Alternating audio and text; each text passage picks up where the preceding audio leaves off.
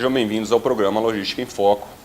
Hoje, cada vez mais, com a economia em baixa e com o dólar em alta, as empresas cada vez mais, tanto empresas internacionais como empresas brasileiras, estão com um apetite muito grande de compra às empresas no Brasil. A gente sabe que é na baixa, né, que quem tem aí um capital sobrando, que vai conseguir fazer bons investimentos para quando o país voltar a crescer, ele colher todos os frutos.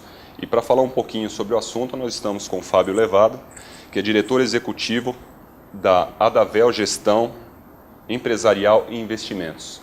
Fábio, primeiro, muito obrigado por ter aceito o nosso convite. É um prazer. E eu queria que você se apresentasse, falasse um pouco sobre o Fábio aí para o nosso telespectador. Claro, vamos lá.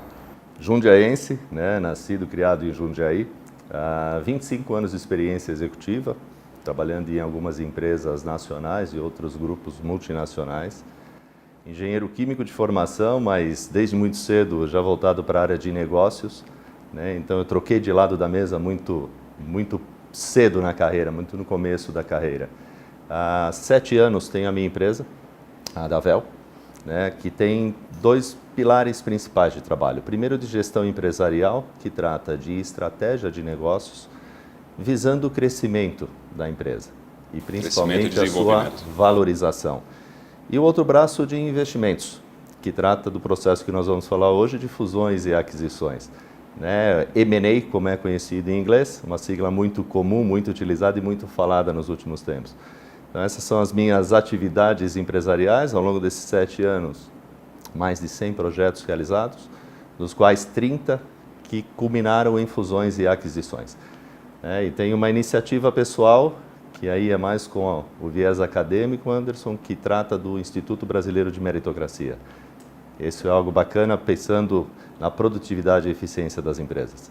Eu vejo muita dúvida com as pessoas, né? Eu tenho alguns amigos que eles foram abordados, né, para compra de empresas, e o que você falou, né, o M&A, até existem muitas dúvidas de como fazer, porque a empresa que vem comprar, ele já sabe exatamente, né, o que fazer, qual é o processo, ele já comprou várias empresas, mas no Brasil ainda, o brasileiro ainda, ele tem dúvidas, e tem dúvida principalmente de quanto vale a empresa dele, né, porque às vezes ele acha que vale o que ele pensa que vale, né, são 3 faturamentos, 5, isso, aquilo, e eu acho que essa nossa conversa pode trazer um pouco mais de experiência, e tem que buscar, né, então a pessoa que vai fazer, ele tem que buscar uma ajuda, porque senão ele pode até ser lesado. Sim. Explica pra gente por que essa quantidade de empresas. Porque as pessoas ouvem muito falar que o investimento está saindo do Brasil, mas quando a gente fala em investimentos, é bolsa, são investimentos em fundos, né? Claro, né? Com essa incerteza toda, cada vez mais os investidores estão saindo. Mas a compra de empresas a gente não pode nem chamar de investimentos no Brasil, né? Porque é uma empresa que já existe, ele está comprando, essa empresa continua da mesma maneira, de certa forma, claro, com aporte, gestão diferenciada. Mas qual é o motivo de ter tantas empresas interessadas em empresas brasileiras hoje? Acho que é importante a gente separar primeiro, né? Existe o investimento especulativo, esse sim não é calculado e não vem para o dia a dia das empresas, muito pelo contrário. Só a taxa de juros, que é o grande atrativo, o dinheiro entra e sai muito rapidamente. E o mercado de fusões e aquisições, ou seja, incorporações de empresas, associações de negócios. Isso é investimento direto. E as transações hoje, se pegarmos, por exemplo, uma estatística em relação aos anos anteriores, 2017 tem sido um excelente ano. Em número de transações pode ser pouco inferior ao mesmo período do ano anterior, mas em termos de volume de dinheiro, nós tivemos um aumento de quase 20% nos 4 primeiros meses do ano. Né? E transações nos mais diversos segmentos. Financeiro, logística, transporte, indústria e tecnologia da informação. Os mais diversos valores, inclusive. Valores, né? inclusive. De poucos milhões a bilhão. Esse né? é o ponto difícil de ter uma estatística, Anderson, porque algumas empresas preferem não revelar o montante investido. Né? As que revelam são empresas listadas em bolsa, têm o seu capital público, então elas têm essa obrigação de informar ao investidor. Mas a grande maioria das transações, elas têm um valor estimado de negócios. E aí você me perguntou, né, a abordagem por conta do comprador, ela é sempre muito agressiva. Se o vendedor ou quem recebe a oferta para uma fusão ou para a venda do seu patrimônio não estiver preparado, efetivamente ele será lesado em algum momento. Não por pode, maldade pode do lado fazer do um mau comprador, negócio, né? mas por desconhecimento do valor do próprio negócio. Não, e é negócio, né? Você vai É uma comprar um transação. negócio, vai num comércio comprar um negócio, você negocia, É uma de certa transação forma, né? financeira no final do dia. Por mais que existam metodologias, histórias e casos de sucesso e de insucesso, no final do dia ocorre uma transação financeira. Então o vendedor ou o empresário tem que estar muito bem preparado e calcular valor de empresa é algo não tão simples. Não digo difícil, mas não tão simples, porque trata de alguns indicadores e alguns fatores. Não é simplesmente uma fórmula mágica que diz a minha empresa vale 1 ou vale 10.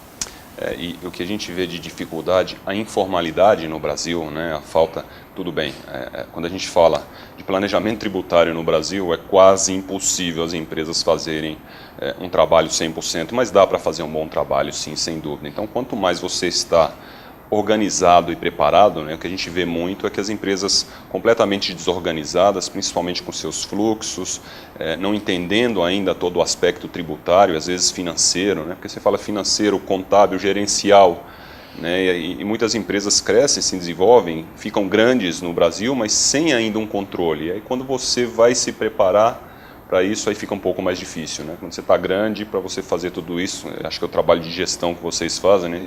De ajudá-los a se preparar e estar com os números corretos, né? De forma correta, para que quem possa vir possa enxergar de forma fácil, né?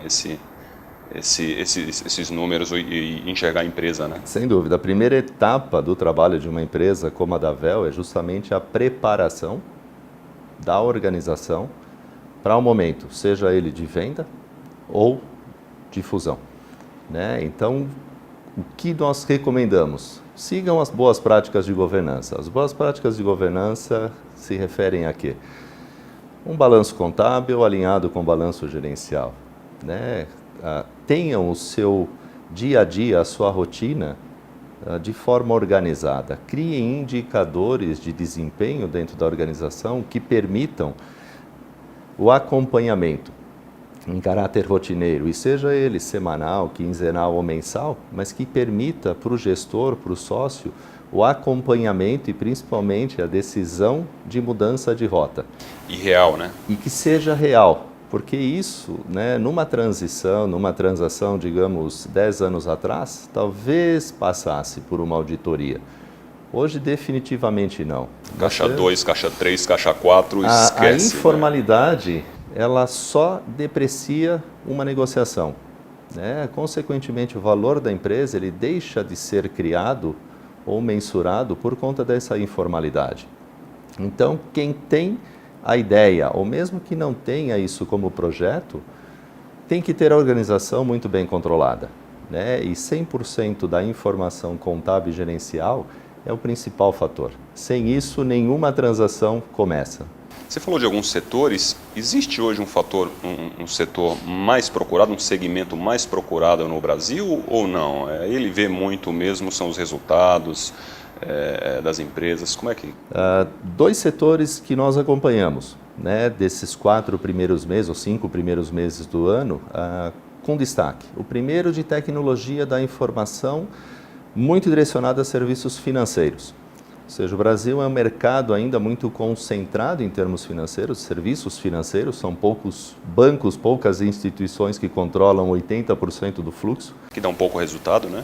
E tem esse lado, um resultado invejável para a maioria das organizações, né? Nós atuamos muito na indústria, então quando comparamos resultados de indústria com a área bancária, a diferença é assustadora. Então a gente tem aí recentemente um grande banco, né, o maior banco privado brasileiro, adquirindo uma corretora, e aí a gente chama isso não de sistema bancário, mas de tecnologia da informação, porque são bancos tradicionais adquirindo empresas de tecnologia, as chamadas fintech, né? E o outro que vem muito forte, pelo menos de janeiro para cá, é o segmento de infraestrutura. Então, digamos, o lado de tecnologia da informação com destaque, mas um destaque de organizações onde transações entre grupos nacionais, e do outro lado de infraestrutura com uma chegada de dinheiro estrangeiro, principalmente europeu, muito forte. aproveitando a questão das construtoras, os envolvimentos em corrupção e tudo mais, e a desvalorização do ativo e a necessidade extrema de levantamento de capital.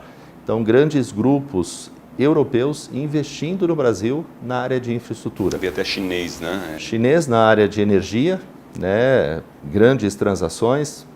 Grupos franceses e alemães na área de concessões de rodovias, concessões de aeroportos, serviços de água e esgoto, o que para nós, em termos de Brasil, é muito positivo.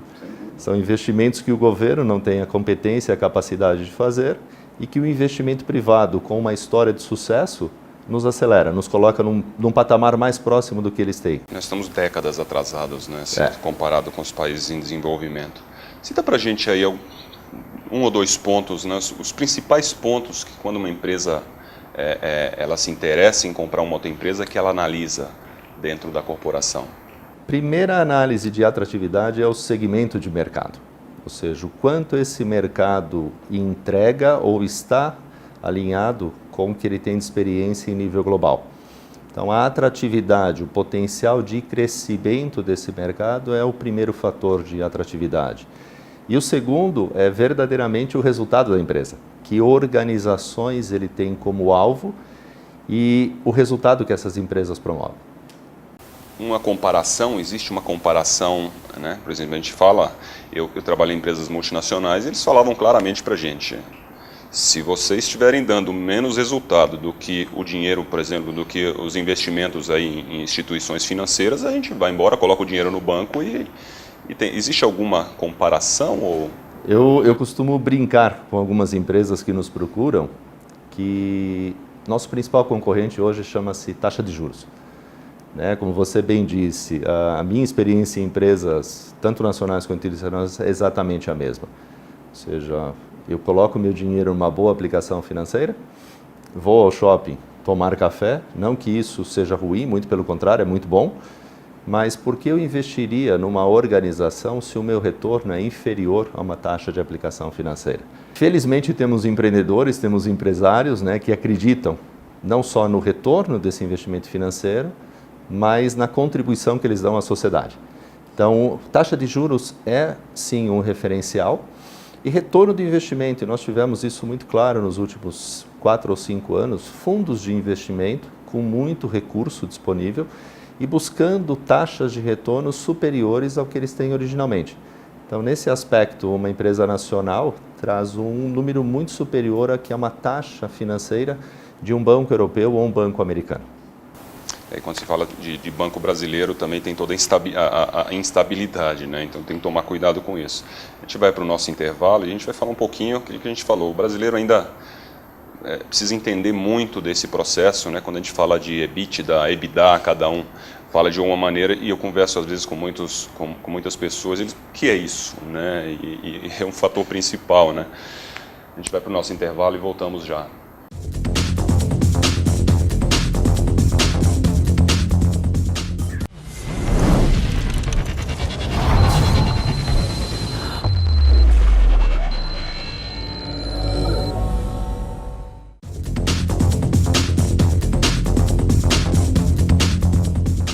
Fábio, as empresas, falando ainda dos termos, né, que são muito importantes, né, a gente falou de M&A e um termo essencial, né, dentro de uma fusão, de uma transação dessa, de uma compra e venda de uma empresa, é o EBITDA, o famoso EBITDA. Né? E muitas pessoas ainda não entendem, não sabem. Né? Explica um pouquinho para a gente como é feito o cálculo, o que é o EBITDA e como é feito o cálculo do EBITDA dentro de uma empresa. O EBITDA hoje, Anderson, é o principal termo utilizado. Né? A tradução do EBITDA é lucros antes de juros, impostos, depreciações e amortizações que são feitas. Né? Traduzindo para o nosso português é o LAGIDA, podemos chamar assim. Que é calculado o quê? A partir da receita líquida da empresa, deduz-se custos de produtos e materiais vendidos. Você deduz depois despesas operacionais e despesas corporativas. Ou seja, no final de um demonstrativo de resultado, o EBITDA revela a capacidade operacional dessa empresa de geração de caixa. Quem não o faz, comece a fazê-lo. porque cada vez mais ele será o indicador de performance, de desempenho da organização. O segundo termo utilizado que deriva do EBITDA é o Enterprise Value, ou seja, quanto vale essa organização, quanto vale essa empresa. E aqui, Anderson, a gente vem por um ponto, de novo, de discussão. Né? Algumas organizações, como você bem disse, que procuraram ou conversaram contigo, a minha empresa vale 5 vezes o EBITDA, a minha empresa vale 10 vezes o EBITDA. Que parâmetro utiliza, né? Ou utiliza uma empresa como a Davel e os fundos de investimento para determinar? O EBITDA ele é referencial. Eu não posso simplesmente dizer que 5 múltiplos do EBITDA para uma operação logística é o número correto e 10 para uma operação farmacêutica ou cosmética envolvendo patentes, pesquisa e desenvolvimento dessas empresas é o mais correto. Não existe um número mágico. Até porque se a gente falasse da Pfizer, quando ela inventou ali o Viagra, né? Acho que ela valia o EBITDA dela, tinha lá um padrão de mercado 13, a partir 14 do momento vezes. que ela criou ali o Viagra, eu acho que foi uma coisa absurda, né? Na verdade, quando a gente olha para o passado e faz o cálculo de EBITDA, é muito mais fácil determinar, né, o que é o diferencial da empresa, como você citou. Uma patente, uma reserva de mercado, né, um mercado latente, um novo produto, por exemplo, a Apple, quando lançou o iPhone. Não existe um iPhone, não existe a categoria de smartphone, ela criou. Então, quanto de valor existe vale nisso? isso, Né? E a gente mede hoje organizações como essa pelo seu efetivo caixa ou pela sua geração de caixa, pelo seu EBITDA. Mas dentro de uma organização, de uma empresa como a Davel, como fundos de investimento, principalmente departamentos de fusões e aquisições de empresas compradoras, a fórmula não é utilizada. O EBITDA serve como referencial, mas trabalha-se muito com projeção de negócio, um fluxo de caixa descontado, né, que depois retornado para valor presente nos ajudam a medir qual o real valor dessa empresa. Então o EBITDA é importante, a sugestão, a recomendação é que todas as organizações incluam o EBITDA como seu indicador de desempenho, né, e que busquem uma ajuda na melhor construção dos modelos. Mas o valor ele não pode ser única e exclusivamente atrelado a um múltiplo do EBITDA. Se serve como exemplo, né, a gente alguns anos atrás, acho que há 3, 4 anos atrás, a gente teve uma empresa interessada em fazer negócios conosco e a gente não tinha o EBITDA trabalhado dentro da empresa, né? Nós falamos, tá bom, vamos resolver, amanhã a gente tem isso tudo pronto, né? Demorou um ano. Demorou um ano para a gente... Porque no final das contas você tem que acertar toda a parte contábil, tributária, aí você começa a enxergar alguns pontos que estão errados, custos alocados em contas erradas e você precisa começar a acertar um monte de coisas, precisa acertar a casa na realidade, né? Acho que vale dizer também que as empresas elas nunca checam o ano, né? Ela checa o histórico, e muitas vezes os últimos 5 anos, né? Quem vai comprar, ele pede pelo menos os últimos 5 anos de histórico, se você não tiver organizado, e a gente passou por isso. Então a gente organizou naquele ano e depois foi mais 4 anos, hoje está bem organizado, mais 4, 5 anos para você ter todo aquele histórico realizado, né? A auditoria, que é a parte seguinte à operação, né? Digamos, falemos do processo de fusão e aquisição, de um processo, uma empresa, a minha empresa aborda a tua empresa. Então eu vou olhar os números, pelo menos dos últimos 2 anos, em termos de resultados financeiros, vou olhar a sua projeção de negócio pelos próximos 3 ou 4 ou até 5 anos, se for o caso.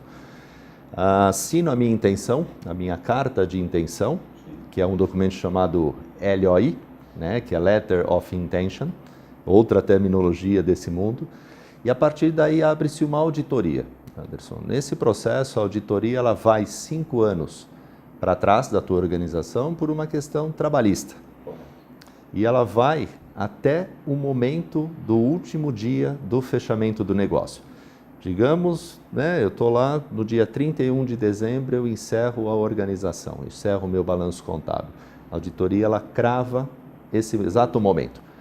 Né? Se no dia 1º de janeiro assinarmos a transferência ou a venda, já o documento final, A auditoria ela vai defender a empresa compradora e também a vendedora até o dia anterior. E esse processo ele é bastante cuidadoso, ele é bastante detalhista. Como você bem disse, não dá para arrumar as coisas de um dia para o outro. Isso leva tempo. Você não consegue calcular, né? No final das contas, o que a gente viu, que você não consegue calcular. E aí, sem conseguir calcular, as possibilidades de erro, né, de ambas as partes é muito grande. E quem compra tem um cuidado muito maior, né? E quem vende, então, assim, o que você está falando, não existe um padrão. E não existe nenhum... O padrão existe, aqui você acabou de falar agora, tem todo um padrão de referência para se negociar. Mas não existe um padrão de preço. Não. Né? Porque a gente ouve muito no mercado e tem pessoas que falam, uma empresa vale 7. E o 7 eu acho que é o número cabalístico, né? Que está ali, todo mundo acha que é 7, 7, 7. Mas eu já vi empresas sendo negociadas por 4, já vi empresas sendo negociadas por 14, né, EBITDAs. Então, aí sim, você entra numa análise mais crítica. Né? Algo que é muito simples de dizer, algumas empresas nos procuram, né, no dia a dia para, primeiro, reconhecer ou conhecer qual é o seu valor e, segundo, qual seria a atratividade do mercado. E nós sempre dizemos, a empresa com resultado ruim não tem valor. E o próprio balanço mostra isso. Empresa com resultado bom tem muito valor. E a nossa missão é justamente otimizar e encontrar o comprador ideal ou o sócio ideal para a organização. Então nós temos casos de empresas que tinham um faturamento de 30 milhões que foram vendidas por 7. E empresas que tinham um faturamento de 10 milhões e que foram vendidas por 50. Isso mostra bem a diferença da construção de valor do produto, mercado, segmento e participação de cada uma das empresas no cenário, no ambiente de negócio. Eu queria te perguntar quais são as dicas que você dá. Eu não vou nem falar para quem compra, né? Porque eu acho que quem está comprando ele tem uma experiência um pouco maior, né? Geralmente principalmente sim. Quem já fez, quem já é mais fácil você encontrar uma experiência um pouco maior nele. Mas para quem tem o interesse de vender a sua empresa hoje, quais são as dicas que você dá? Primeiro passo, governança. Institua um sistema de governança corporativa. Isso quer dizer, audite os seus balanços, crie indicadores gerenciais que permitam o controle e o acompanhamento de forma rotineira, né? Busque uma ajuda externa, busque profissionais que conheçam do lado financeiro, que conheçam do mundo de negócio e que possam ajudar a empresa a criar valor para isso. Pode começar, inclusive, até através do Instituto Brasileiro de Governança Corporativa, né? O IBGC... Entra ali, já começa a entender exatamente. E depois, claro, busca alguém para te dar uma consultoria. O IBGC, né? Nós criamos o Bimérito com essa função para trabalhar pequenas e médias empresas. N organizações hoje não governamentais que dão suporte na melhoria da gestão interna das empresas, usem tecnologia. Existem sistemas de gestão que são usados até em aplicativos de smartphones, onde você tem o dia a dia da tua empresa, você pode acompanhar em tempo real a performance do teu negócio. Mas já existe isso? Existe, existe. Esse é um dos braços de tecnologia que nós conhecemos numa das transações. E quem está fora disso está fora do mundo, na realidade. Está fora do mundo, né? Esperar, digamos, estamos aqui hoje e amanhã vamos ver o que aconteceu com as nossas empresas. Pode ser muito tarde. Olhar na planilha de Excel, né? A gente fala muito isso, né? Eu adoro Excel como bom engenheiro, né? Mas eu confio mais do outro lado da tecnologia. Tecnologia que me traz informação que eu possa customizar e que revelam verdadeiramente o valor do meu negócio. E você possa tomar as decisões cabíveis para a decisão dar é o momento, a direção. Né? O mundo é muito rápido, os negócios são muito rápidos e o impacto de uma não decisão ou de uma decisão equivocada, eles são cruéis para uma organização. Destruir valor é muito rápido, construir valor leva muito tempo.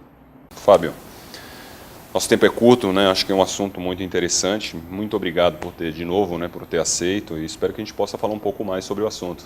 Agradeço o convite, é sempre um prazer. Espero que tenhamos aí novas rodadas de conversa sobre esse tema e como ajudar efetivamente as empresas, principalmente pequenos e médios empresários, a criar valor para o seu negócio e se adaptar, né, e se alinhar com o que há de mais moderno em nível global.